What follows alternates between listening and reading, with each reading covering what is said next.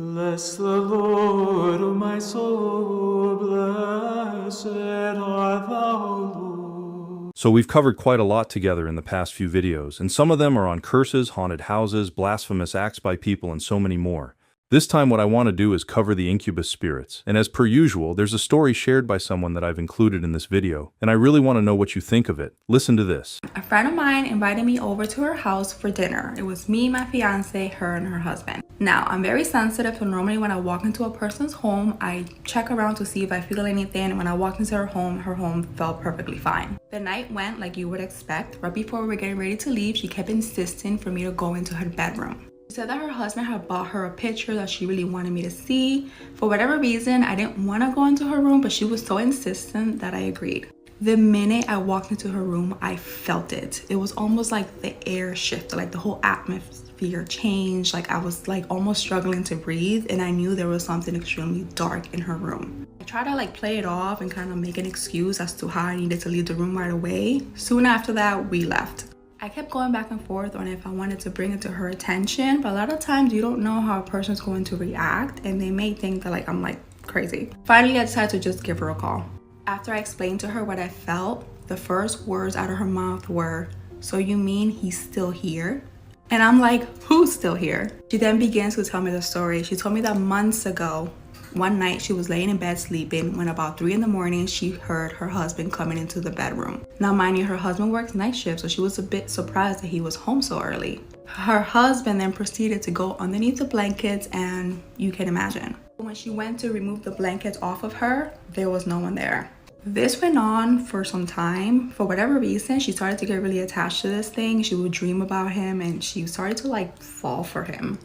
Wow, this thing was literally sucking her energy off of her. She started to walk around looking like she was anemic. She had bags under her eyes. She then was always like covered in bruises that she couldn't explain. It got so bad that her husband had to like bring it to her attention and be like, "There's something wrong with your health. Like, we need to get you checked out." She finally decided to come clean, and he went and took her to church. The minute she went to church with this, they prayed over her, they went to her house, they blessed her home, and she says from that time forward that it hasn't happened since. Which I then explained to her that all that did was cause him to become dormant, but that he was still there. Like, he's still there, he's just waiting for the opportunity to kind of swoop back in. I urged her to get help, and she never did. Last time we spoke, she had completely like just lost it. And listening to her story reminds me of a phone call Father Reehil received one time during his Battle Ready show on Radio Maria, but I'll share it with you after this clip of Father Winston. Now, succubus, incubus attacks is an attack on a person. So a woman that is attacked in her dreams is called an incubus. And a man that is attacked in his dreams is called a succubus. Why in his dreams? Because he's not aware. But sometimes one is also aware that he is being sexually attacked. So when one is sexually attacked, spirits do not have sex. Evil spirits do not have sex. So even a woman might experience being attacked by a male demon, but she can also be attacked by a female demon, a demon that pretends to be female, or a demon that pretends to be male. In the same token, that men can also be sexually attacked, meaning they experience that they are being sexually harassed or raped in that context, and they could not move. They are paralyzed. We call this night terrors, that the person cannot do anything, as if being paralyzed. And the person, the attacking evil spirit, would probably appear first and foremost, first as a beautiful woman or handsome man, and then seduce the person. And the person would eventually give in to the seduction and then start to, do things, sexual acts. But then once the person they're already doing it, the demon manifests itself as a demon or as a monster. So those are succubus attacks and incubus attacks.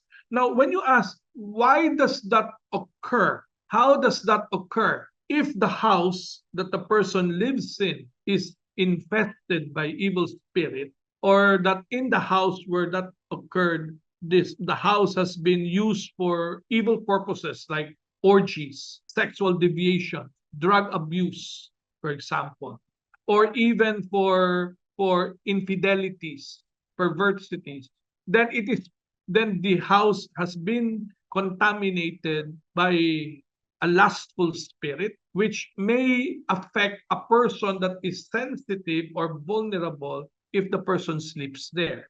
Okay, so that does happen. And when you ask why some persons are affected, in our experience, oftentimes this occurs on a regular basis on a person. It is possible that the person had been sexually molested in the past by a human being.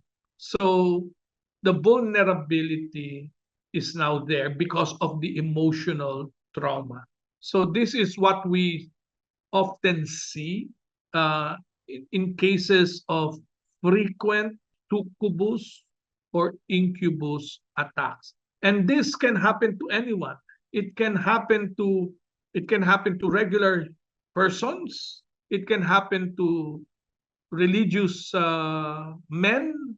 It can happen to religious women. So it's because it is rooted in the traumatic experience. So if a person had traumatic experience that is connected sexually, then it is possible that the incubus and succubus attacks are connected with that. So, here's the clip of Father Reehil I was referring to earlier. And you can listen to more of these on Battle Ready Radio Maria, and if you can please do support them. They're doing a lot of good work spreading Catholic teachings with a lot of people out there. I have an aunt that's in her 70s that's having some problems with something getting in the bed with her every night. She's really worn down and tired because she's not sleeping. I got our parish priest, which is a very busy priest. He works with the bishop, to come at the house and do an exorcism blessing and all of that. And he blessed the house, but I'm not sure that he blessed her. He didn't bless her bed or anything like that. And it stopped for about 2 weeks and it started again. And I can't understand why did it start back again. And she's embarrassed to call him again because she don't want him to think that he didn't do a good job or something. So, well, I mean, it's been quite some time. If she wants to be free of it, she has to call him back. That's not uncommon. Sometimes it takes more than one session. It sounds like it's an incubus spirit, which does that. Yeah, and because it puts his arms around it and all of that. Yeah, well, she has to reject it, and she also tell her to take a rosary into the bed with her at night. Well, she has a rosary, she has her Bible, because it's been going on for at least 3 years. And the reason for that long is because she thought it was her deceased husband that was coming to her. And so she didn't talk about it. So did she give it permission? If she thought it was her husband, she may have given it permission to come into bed with her. Well, the thing is that we have she is homebound, okay? And we have a priest that comes and do communion and confession and all that at home. And she talked to him about it, and he said it was not her husband. He said, so... No, of course it's not her husband. I'm not saying that. What I'm saying is if she thought it was her husband, she may have invited it in, and that gives it the authority to be there. That's called like acceptance, I guess, yeah. So she has to confess that as a sin, and then she has to tell it, you're no longer allowed to come into this house or this bedroom, and then have the bedroom exorcised and blessed by the priest. Okay. Because, she said prayers every night. I bless the house. The priest but I'm telling you, there's an order. He blessed the salt. Excuse me? I'm giving you the order in which things have to happen. Okay. She has to go to confession for that particular sin of inviting the demon into the bed. Then she has to renounce it and tell the demon, you're never welcome here again. Then the house has to be exorcised and then blessed. Okay. And it'll be gone. But the house was exorcised and blessed, but not her. Yes. I'm telling you, the order matters because until she confesses it, that demon has a legal right to be there. Well, I guess that is all for the video this time. Again, thanks so much for your time spent here with us, and hopefully all of you have learned a lot from this one. Much love to all of you, and may God bless you.